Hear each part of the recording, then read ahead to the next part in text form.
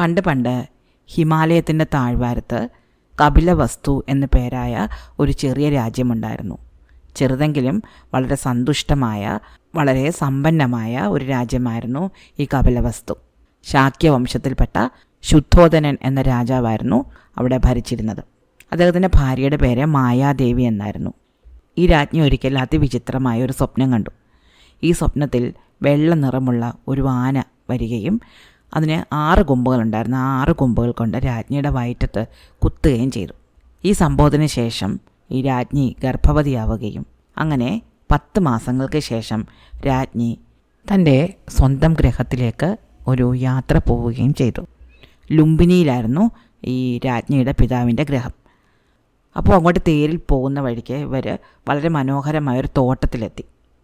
ലുംബിനിയിൽ തന്നെയുള്ളൊരു തോട്ടത്തിൽ. അപ്പോൾ രാജ്ഞി തൻ്റെ കൂടെയുള്ള ആൾക്കാരോട് പറഞ്ഞു, എനിക്ക് വല്ലാതെ ക്ഷീണം തോന്നുന്നു, നമുക്ക് ഈ തോട്ടത്തിലിറങ്ങി കുറച്ച് വിശ്രമിച്ചിട്ട് പോകാം. അങ്ങനെ രാജ്ഞി തേര് നിർത്തി അവിടെ ഇറങ്ങുകയും ആ തോട്ടത്തിലൂടെ അങ്ങോട്ടും ഇങ്ങോട്ടും കുറച്ച് നടക്കുകയും ചെയ്തു. അപ്പോൾ ഈ തോട്ടത്തിന് നടുക്കായിട്ട് ഒരു ശാലവൃക്ഷം നിൽക്കുന്നുണ്ടായിരുന്നു. ആ ശാലവൃക്ഷത്തിനടുത്ത് ചെന്ന രാജ്ഞി തൻ്റെ കൂടെയുള്ളവരോട് ഇവിടെ കുറച്ച് നേരം വിശ്രമിക്കാം എന്ന് പറഞ്ഞ് അവിടെ ഇരിക്കുകയും അപ്പോൾ രാജ്ഞിക്ക് പ്രസവവേദനയുണ്ടായിട്ട് അവിടെ വെച്ച് പ്രസവിക്കുകയും ചെയ്തു. അതിതേജസ്വിയായ ഒരു ആൺകുഞ്ഞിനെയാണ് ഈ രാജ്ഞി പ്രസവിച്ചത്. ഈ പ്രസവം നടന്നത് രാത്രിയിലായിരുന്നു, വൈശാഖ മാസത്തിലെ പൗർണമിയിൽ. ആ കുഞ്ഞ് ആരായിരുന്നു എന്നറിയണ്ടേ? ശ്രീ ബുദ്ധൻ. ബുദ്ധനെ പറ്റിയുള്ള കഥകൾക്ക് താഴെയുള്ള ലിങ്കിൽ ഒന്ന് അമർത്തിക്കോളൂ.